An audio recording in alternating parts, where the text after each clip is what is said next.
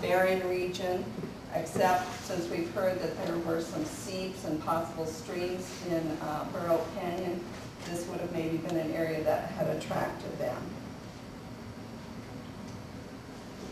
The next phase is the coalescent or the late ceramic period. This was from 500 to 200 years ago.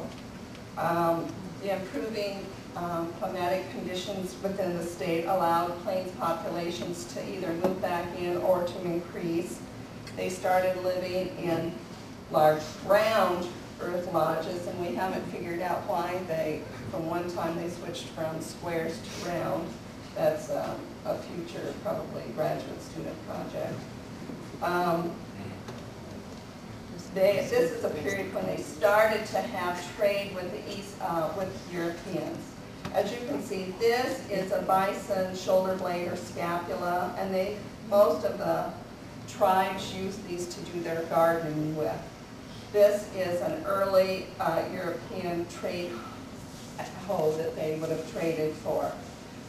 This is an example of part of a cache pit, which is a cache pit is an underground storage unit, which was basically their cupboard for most of the, especially eastern Nebraska tribes.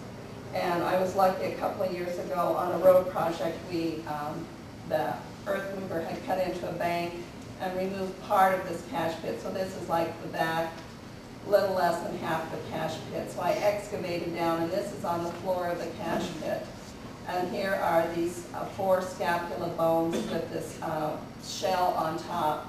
And this one right here had no, you can see there's polish, which showed the use of them. This one had no use. It was in storage for future use. We dated this cache pit to about 400 years ago, and I often think about what happened to the woman, because it was the women who owned the cache pits. What happened to that woman, why she never came back to the cache pit.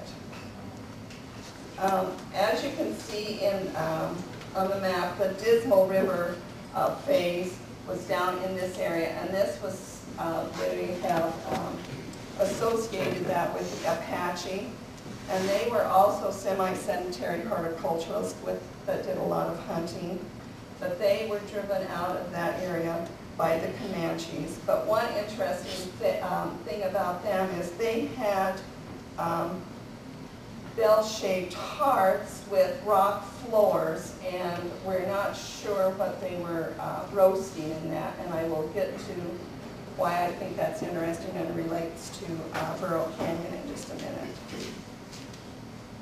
This is just a chart that kind of gives an idea of the different tools that were used in the different time periods, and as you can see, as they got more recent, the toolkit greatly expanded.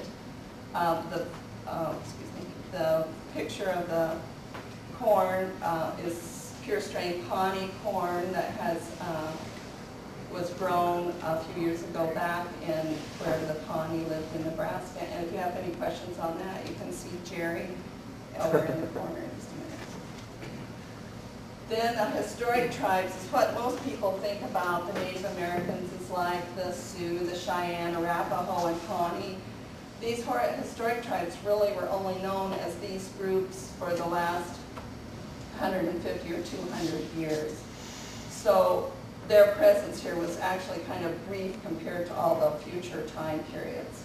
The Pawnee, these are their main locations. As you can see, the Sioux, Cheyenne, and Arapaho all would have been down around where Burr Canyon is. The Pawnee mainly lived in this area, but this was a prime hunting area of theirs. The Sioux and Cheyenne were mounted, highly mobile bison hunters and lived in teepees with no fixed villages, and they followed the buffalo over the prairie in the summer, and in the winter they fixed their teepee in clusters on the fringes of woods near streams. The Republican Valley was in the heart of their bison range and was a major retreat for the Sioux and Cheyenne in the wintertime. And so this picture could have been like their teepee village at the mouth of Burr Canyon where it comes into Driftwood Creek. So just think about that when we're out there. The 4 tribes, the Skiddy, the Kickie, Winnipesaukee, the Chowee, and the Pillahard of the Pawnee lived along the Platte, the Loop, and the Republican rivers since the 1600s. But since 1857, they lived in one village on the Pawnee Reservation south of Genoa. There are over 2,000 Pawnees, and more than 200 of these earth lodges